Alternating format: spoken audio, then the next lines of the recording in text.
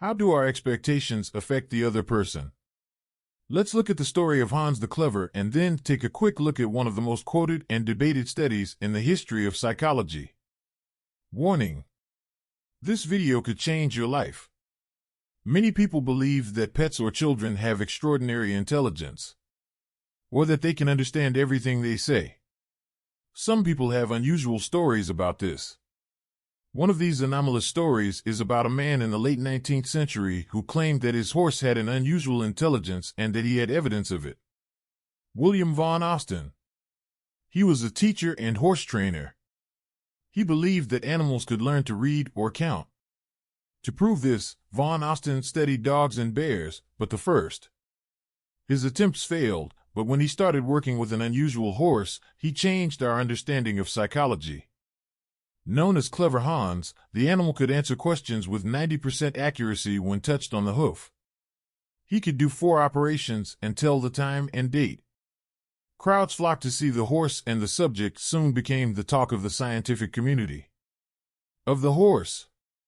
Researchers conducted studies on the horse and determined whether there was deception.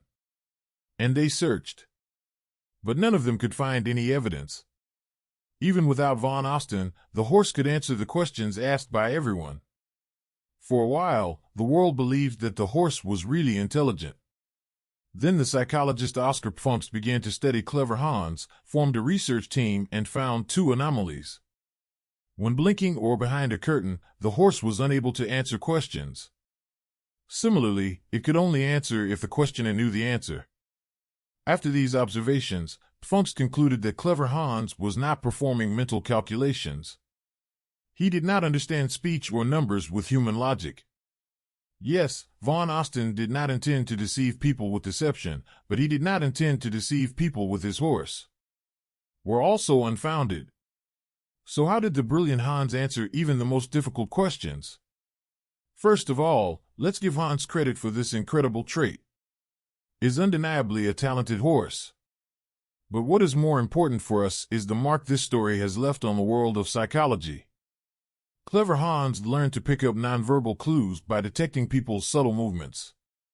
When someone asked a question, Clever Hans responded with a sensitivity to their body language that many poker players would envy.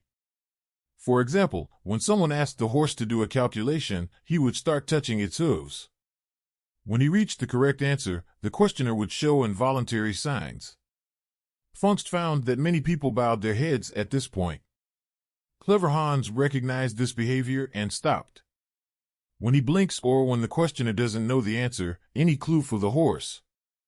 And when he couldn't see the clues, he couldn't answer them.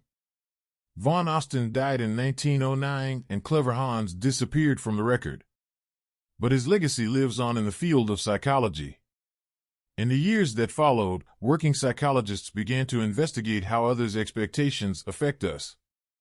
If it was possible to set an expectation on Clever Hans that he would answer a question and somehow make him know, could the same be true for human beings?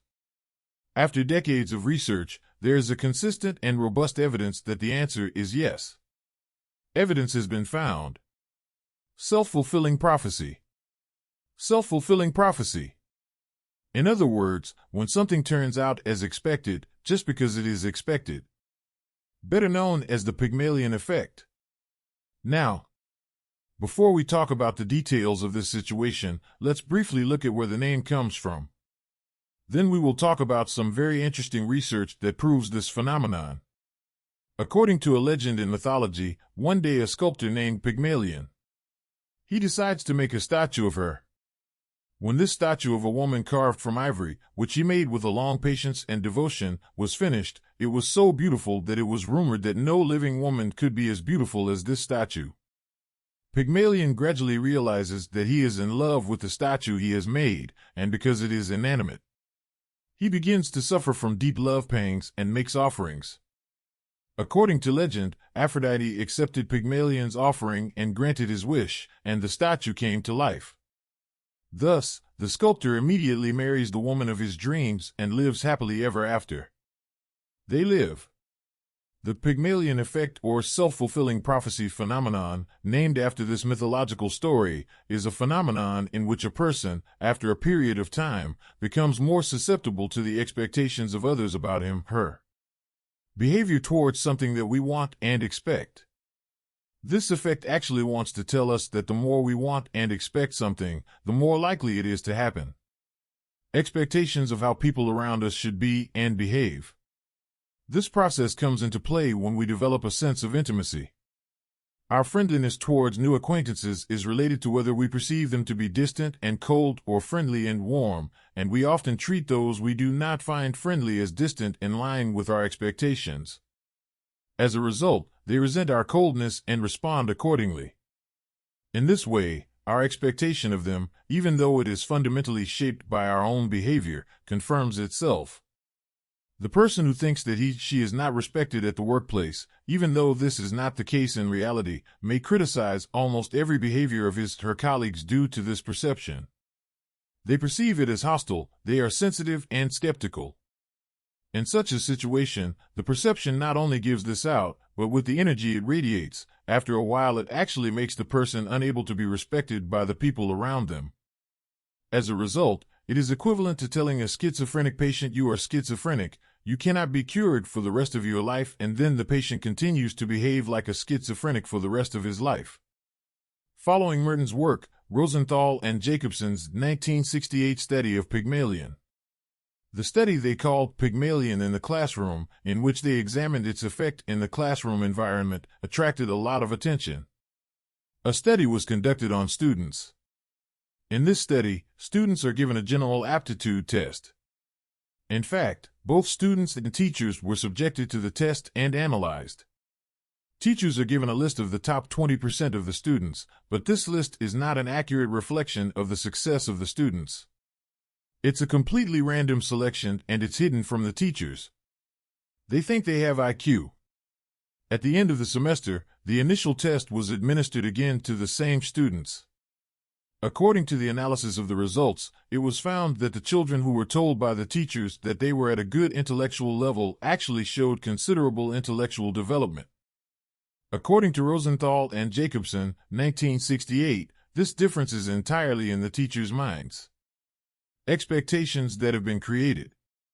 Rosenthal's conclusions about the reasons why children who are claimed to have superior intelligence potential, who are actually no different from others, are much more successful at the end of the experiment are as follows. Teachers may have given students who had been told that they would develop better, inevitably became more patient and warm in line with their positive expectations. They conveyed their expectations to them through tone of voice, facial expressions, and so on. And again, when giving feedback to these students about their mistakes, teachers were more constructive. And they were doing these things completely unconsciously, reactively. This situation positively affected the students' perception of themselves and motivated them to work harder. Here, the way and when teachers said what they wanted to say, their posture, body language, even their touch, may have conveyed to the students that they expected high performance from them. In this experiment, there was no difference in the amount of time teachers spent with students, but there was a change in the nature of the relationships. These results suggest that the question of how high expectations can lead to high performance. And this led to the prophecy that if you let a child know that you believe they will succeed, they are more likely to succeed, and the Pygmalion effect was fully realized. It was concluded that expectations affect success or performance. You can actually see examples of this in business life. For example, managers inevitably impose greater responsibilities on someone who they think has a much higher potential. They raise their expectations on that person. In fact, in a way, because of the expectations that the manager creates in her own mind, she motivates that person, acts more constructively when giving feedback on mistakes, and this increases the opportunities for that employee to improve himself/herself. In other words, a kind of positive feedback loop is formed. But if expectations are low, the opposite, a negative feedback loop is created, and that leads to a decrease in that person's performance. So setting the direction of the feedback loop with your expectations will ensure that the results you get are positive. whether it will be negative or negative. Last sentence. It is an undeniable fact that our expectations shape the other person. However, it is important to be careful here, to be balanced and in moderation. Because having excessively high expectations on people that really exceed their capacities, it stresses the person and has the opposite effect. As in all areas of life, it is important to maintain balance. When we place expectations on others, we can affect their performance. Okay, we get it. But what about our expectations of ourselves? It doesn't matter if it's ourselves or others, beliefs shape our behavior, and behavior shapes our performance. It influences. As Henry Ford said, either you think you can or you think you can't. Either way, you are right. You can write your thoughts about the video in the comments section, and you will make me very happy if you subscribe to my channel and like the video for the continuation of such videos. See you in the next video.